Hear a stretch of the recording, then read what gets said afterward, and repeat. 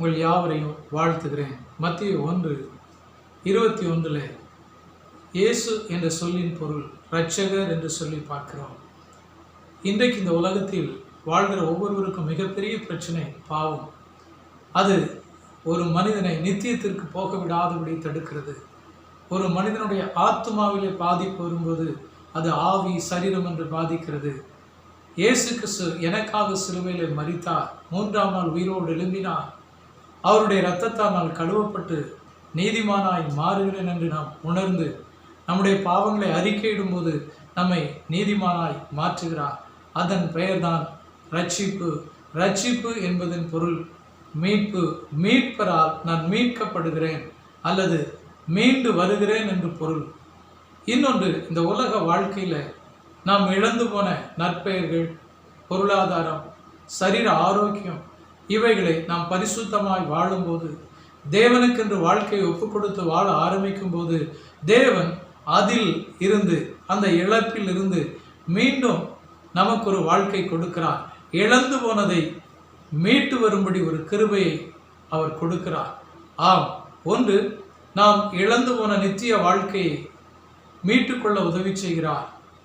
ரட்சிப்பு என்ற பெயரில் நான் மீண்டும் எழ உதவி செய்கிறார்.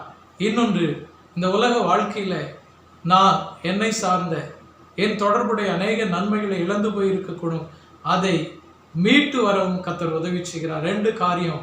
ஆவிக்குரிய நிலையில் நான் மீட்கப்படவும், உலக பிரகாரமான காரியங்களில் இழப்பை மீட்டு கொள்ளவும் கர்த்தர் உதவி செய்கிறார்.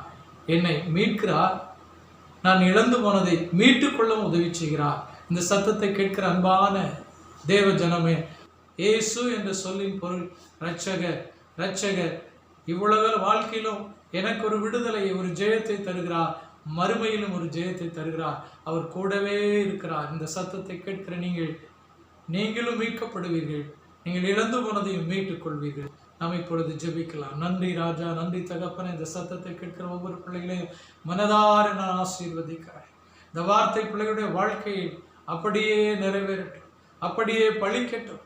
சுதந்திரித்து கொண்டு ஜெயத்தை பெற்றுக்கொண்டு சாட்சியாக இருப்பார்களாக.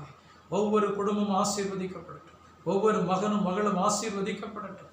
ஆமேன். எதிர்பார்க்கிற காரியத்தில் ஆமேன் கர்த்தாவே, அவர்களை மீட்டு விடவும், இழந்து போனதை மீட்டு கொடுக்கவும் கர்த்தர் போதுமானவனாய் இருக்கிறேன் என்பதை நீ நிரூபித்தரணும். அப்படி செய்ய போகிறதற்காக நன்றி.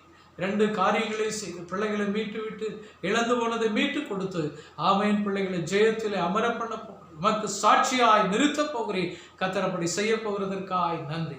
இயேசுவின் நாமத்தில் ஜெபிக்கிறேன் நல்ல பிதாவே. ஆமேன், ஆமேன். Hey, God bless you.